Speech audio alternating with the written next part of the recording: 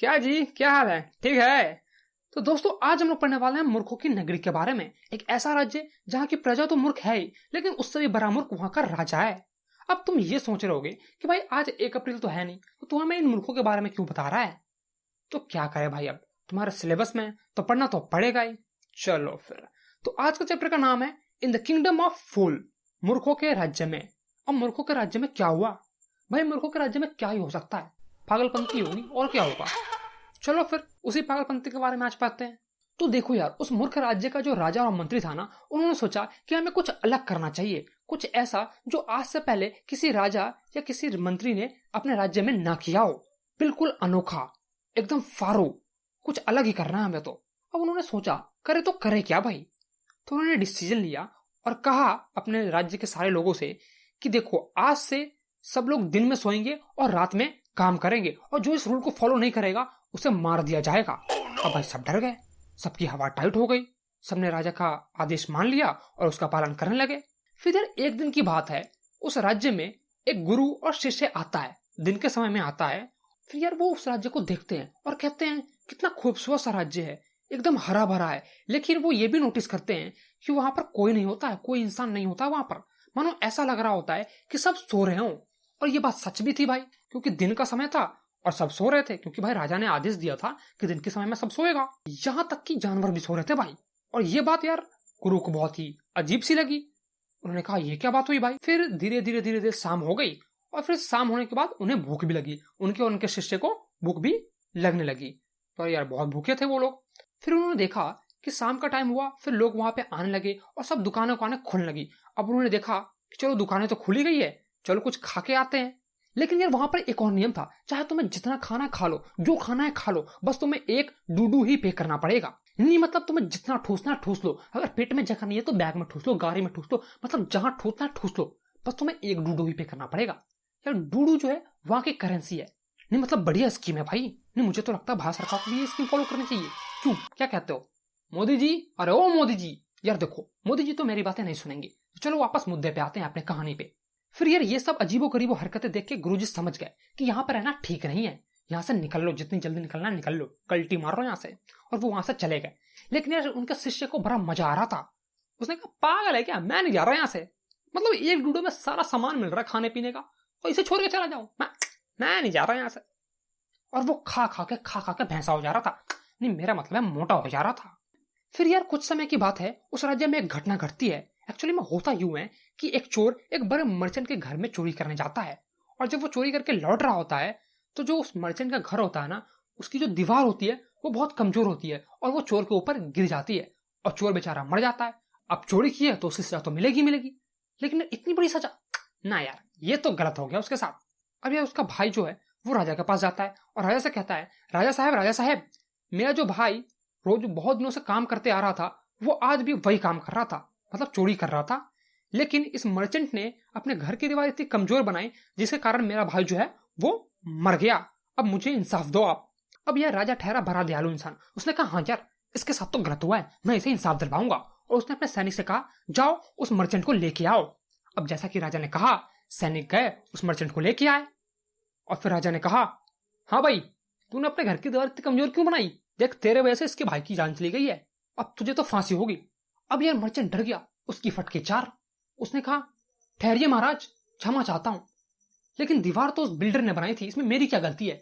अब राजा सोचा हाँ यार, दीवार तो उस बिल्डर ने बनाई थी, इसमें इसकी क्या गलती है? फिर उसने अपने सैनिक से कहा जाओ उस बिल्डर को बुला के लाओ। अब बिल्डर आया तो बिल्डर को भी सारी बातें राजा ने बताई। देख भाई ऐसी ऐसी बातें हैं, तूने इस मर्चेंट की दीवार इतनी कमजोर बनाई जिसके कारण इसका भाई मर गया, अब तुझे फांसी होगी। अब बिल्डर बोला अरे यार अब ये मेरे मत्थे कैसे आ गया? उसने भी एक बहाना कर दिया। उसने कहा देखिए महासाद, ऐसी बात है कि जब मैं ये दीवार बना रहा था उस समय एक डांसर घुंघरू पहन के इधर से उधर भटक रही थी, जिसके कारण मेरा दिमाग जो है वो इधर से उधर चला गया, मेरा माइंड डाइवर्ट हो गया, इसके कारण मैंने कमजोर दीवार बना दी। अब राजा कहा हाँ यार इसमें इसकी भी गलती नहीं है, जाओ उस बूढ़ी औरत को पकड़ के लाओ जो डांसर थी। अब सैनिक गए उस बूढ़ी डांसर को पकड़ के ले आए। फिर राजा ने उस बूढ़ी डांसर को सारी बात बताई कि देखो तुम जब घुंघरू पहन के इधर से घूम रही थी तब इस बिल्डर का माइंड जो है डाइवर्ट हो गया, इसके कारण इसने कमजोर दीवार बना दी और जिसके कारण इसके भाई की मौत हो गई, अब तुम्हें फांसी मिलेगी। अब बुढ़िया भी डर गई, उसने कहा, देखिए राजा साहेब, ऐसी बात है कि जब मैं इधर से उधर घूम रही थी, इसके पीछे बहुत कारण था। अब क्या कारण था वो मुझसे सुनो तुम। तो उसके कहने का मतलब ये था कि जब वो इधर से उधर काट रही थी, वो यूं ही नहीं काट रही थी। एक्चुअली उसने सोनार को कुछ जेवर बनाने के लिए दिए थे और वो उसे चाहिए था। तो वो सोनार जो है वो उसे कह रहा था कि थोड़ा शाम में आओ, 1 घंटे बाद आओ, 1.5 घंटे बाद आओ, और ऐसे इधर से उधर उसे करवा रहा था। और सोनार उसके जो भी जेवर थे वो नहीं दे रहा था। इसके कारण वो इधर से उधर कर रही थी। इसके कारण माइंड डाइवर्ट हुआ और दीवार कमजोर बन गई। दीवार कमजोर बनी तो चोर के ऊपर दीवार गिर गई और चोर मर गया। फिर राजा ने कहा, हाँ यार, ये भी बात सही है, इसमें तो इसकी कोई गलती नहीं है, जाओ उस सोनार को पकड़ के लेके आओ। अब यार जब सैनिक उस सोनार के पास गए तो सोनार को पहले ही भनक लग गई थी कि सैनिक आ रहे हैं मुझे पकड़ने। वो छिप गया, लेकिन जैसे तैसे सैनिक ने उसे पकड़ा और फिर राजा के सामने लाकर पेश कर दिया। अब राजा ने फिर से वो सारी बात बताई इसको कि देख, तेरे कारण ऐसा ऐसा हो गया है। अब सोनार भाई और भी ज्यादा घबरा गया।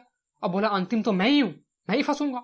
फिर उसने बताया एक्चुअली में जो रीजन था वो बताया। फिर उसने कहा, देखिए महाराज साहब, मैंने इस बूढ़ी डांसर की जेवर जो है वो लेट इसलिए कर दिए क्योंकि मुझे जो है एक बड़े मर्चेंट के घर में शादी थी और वहां मुझे कुछ जेवर वहां पे बना कर देने थे और मैं उनके यहाँ डिले नहीं कर सकता था। तो फिर उस सोनार से पूछा गया कि आखिर वो कौन था मर्चेंट। तो बताया कि ये मर्चेंट है। अब तुम्हें पता वो मर्चेंट कौन था? वो मर्चेंट वही इंसान था जिसके घर की दीवार कमजोर थी, जिसके कारण चोर मर गया था। अब घूम फिर के सारी बातें उसी मर्चेंट पे आ गई। कहानी समझ में आया? अगर नहीं समझ में आया ना तो फिर से वीडियो देखो, ठीक है? चलो तो आइए कहानी को रिप्ले करते हैं। अब राजा के जो सैनिक होते हैं वो उस मर्चेंट को पकड़ लेते हैं। उसे मारने के लिए उसे फांसी देना होता है ना भाई। एक्चुअली ये फांसी नहीं देना होता है, एक्चुअली वो स्टेक होता है जिसके कारण ब्लेड लगा होता है जिसके किनारे में, और उसे मारते हैं। तो वो उसमें जाके फिट नहीं हो रहा था, उसका कुछ खत बनाया हुआ होता है, वो उसमें फिट नहीं आ रहा था। तो उसने सैनिक ने बताया राजा साहब से कि देखिए देखिए ऐसी सी बातें हैं, वो फिट नहीं आ रहा है। तो उसने कहा, जाओ और किसी मोटे इंसान को पकड़ के लाओ जो इसमें फिट हो जाए। फिर सैनिक गए और राज्य के सारे घर में चेक किया कि कौन सबसे मोटा इंसान है। राज्य के सबसे मोटे इंसान को पकड़ के लेके आते हैं। वो लेके गए और वो उसी इंसान को लेके आए। कौन समझ रहे हो तुम? वही गुरु का शिष्य खाका का जो मोटा हो रहा था, उसी को पकड़ के लेके आए और कहा, ये फिट बैठ रहा है, इसे मार दो। अब वो बच्चा चिल्ला रहा है, नहीं नहीं मैंने क्या किया, मैंने तो कुछ नहीं किया महाराज, महाराज मुझे छोड़ दीजिए, मैंने कुछ नहीं किया, मैं एक सन्यासी हूं, मुझे छोड़ दीजिए। अब कहा, नहीं नहीं बेटा, ऐसा कुछ नहीं होता, मुझे मारना है तो मारना है, अगर इसे नहीं मारा तो तुझे मारूंगा मैं तुझे। अब गुरु जो था वो बहुत ही पावरफुल इंसान था। उसने भविष्यवाणी कर ली। उसने एक्चुअली में देख लिया कि उसके शिष्य के साथ अन्याय हो रहा है। वो वहां पे पहुंच गया और उसने अपने शिष्य के कान में कुछ फुसफुसाया, कुछ प्लानिंग की और फिर राजा से पूछा कि राजा साहब आप मुझे ये बताइए कि गुरु बड़ा होता है या शिष्य बड़ा होता है? तो राजा ने कहा, ये कैसा बेहुदा सवाल है, गुरु बड़ा होता है। तो हाँ, तो सबसे पहले आप मुझे मारो, मेरे शिष्य को नहीं। आपको मुझे मारना पड़ेगा, फिर मेरे शिष्य को मारना पड़ेगा। अब शिष्य बोला, नहीं नहीं मुझे ही मारो। गुरु बोल रहा, नहीं मुझे मारो। अब दोनों आपस में लड़ रहते हैं कि मुझे मारो तो मुझे मारो। अब राजा सोच रहा है, यार मरने के लिए पागल है क्या? मरने के लिए कौन इतना उतावला हो जाता है? मतलब पागल ही है सब के सब। तो फिर बोलते हैं, नहीं नहीं मुझे ही मारो, मुझे ही मारो। फिर राजा सोचता है इसके पीछे कुछ ना कुछ तो लॉजिक जरूर है। उसने पूछा कि अच्छा एक बात बताइए, आप दोनों में से क्यों लड़ रहे हैं, क्यों आप मरने के लिए इतना जल्दी उतावला हो रहे हैं? तो गुरु ने कहा कि देखिए मैं आपको बता तो दूंगा, लेकिन आप मुझसे वादा कीजिए कि आप मुझे ही मारेंगे सबसे पहले। तो कहा, ठीक है बताइए क्या बात है। तो फिर गुरु ने बताया कि देखिए बात ऐसी है कि हमने सारे राज्य घूमे हैं, सारे जितने भी यहाँ के देश विदेश के जितने भी राज्य हैं सब में मैंने घूमा है, लेकिन ये जो राज्य है ये अद्भुत राज्य है। यहाँ पे ईश्वर का, भगवान का अवतार है यहाँ पे, और ये पे जो मरेगा ना सबसे पहले वो इस राज्य का राजा बनेगा, और जो दूसरी बार मरेगा वो यहाँ का मंत्री बनेगा। इसलिए पहले मैं मरना चाहता हूं ताकि मैं राजा बनूंगा और मेरा शिष्य मंत्री बनेगा। अब राजा बोलता, अच्छा ऐसी बात है। फिर राजा कहता है कि देखो आज तुम्हारे मरने का प्रोग्राम कैंसिल होता है, एक दिन डिले किया जाता है, तुम्हें कल फांसी पे चढ़ाया जाएगा, स्टेक पे चढ़ाया जाएगा, ठीक है? तो फिर राजा अब जाता है अपने मंत्री से बात करता है कि देखो ऐसी बात है, उस गुरु ने हमें बताया है कि जो पहले मरेगा वो यहाँ का राजा बनेगा। अब राजा सोचता है, यार अब मेरे राज्य का राजा कोई दूसरा नहीं, नहीं मैं ही बनूंगा राजा तो भाई। फिर वो मंत्री से बातचीत करके जाता है और कहता है कि देखो जो उनका मारने वाले लोग होते हैं ना, उससे कहता है देखो उन दोनों को छोड़ दो, और हम जो सुबह में जब भोर होती है तो हम जो तुम्हें 2 बंदे भेजेंगे तुम उसे फांसी पे चढ़ा देना और उन दोनों गुरु शिष्य को छोड़ दो। तो उसने वही किया, राजा का पालन किया, वो उस गुरु शिष्य को छोड़ दिया। और फिर राजा और मंत्री ने डिसाइड किया कि पहले मैं मरूंगा ताकि मैं इस यहाँ का राजा बनूं, और मंत्री को बोला कि तुम मेरे बाद मर जाना ताकि तुम जो है यहाँ का मंत्री बनोगे। और उन्हीं के प्लानिंग के अकॉर्डिंग वो दोनों बोरे में बंद करके खुद को वहां पे छोड़ाए। राजा ने अपने सैनिकों की हेल्प से अपने आप को छुड़वा लिया, और फिर जो मारने वाला इंसान होता है वहां का जो होता है वो मार देता है उनको।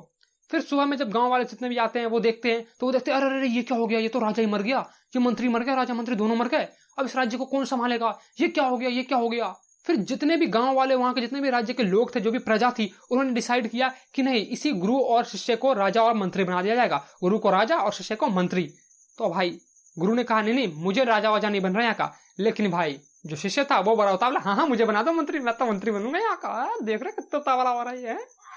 फिर बहुत सारे उन्होंने रिक्वेस्ट किया, जितने भी गांव के, जितने भी वहां के प्रजा के लोग थे, वो कहे नहीं नहीं नहीं नहीं, बन जाइए गुरुजी, आप ही बन जाइए यहाँ का राजा, क्योंकि यहाँ पे कोई राजा नहीं है। और फाइनली जो गुरु था वो मान गया, राजा बनने के लिए तैयार हो गया। तो फिर गुरु ने कहा कि देखो मैं राजा तो बन जाऊंगा यहाँ का, लेकिन जो भी अभी का नियम है, जो भी अभी प्रेजेंट का जो नियम है, ये सब सारे नियम हटाने पड़ेंगे, और जो मैं नियम लागू करूंगा तुम्हें वही फॉलो करना पड़ेगा। और फिर गुरु जो है वहां का राजा बन गया और शिष्य को मंत्री बना दिया गया। और जितने भी पहले के नियम थे, जो दिन में सोना है, रात में काम करना, ये सारे नियम हटा दिए गए। और जैसा नॉर्मल नियम होता है कि दिन में हमें काम करना है और रात में सोना है, वो सारे नियम फिर से लागू कर दिए। और यहीं पर तुम्हारा आज का चैप्टर जो है वो खत्म होता है। और अगर भाई तुम्हें वीडियो अच्छा लगा हो ना, तो वीडियो को अपने दोस्तों के साथ जरूर शेयर करना। भाई देख ले, शेयर तो कर दियो तू, ठीक है। और वीडियो अच्छा लगा हो तो वीडियो को लाइक करो। और भाई का चैनल सब्सक्राइब नहीं किया तो क्या कर रहे हो भाई लोग, चैनल को सब्सक्राइब कर लो।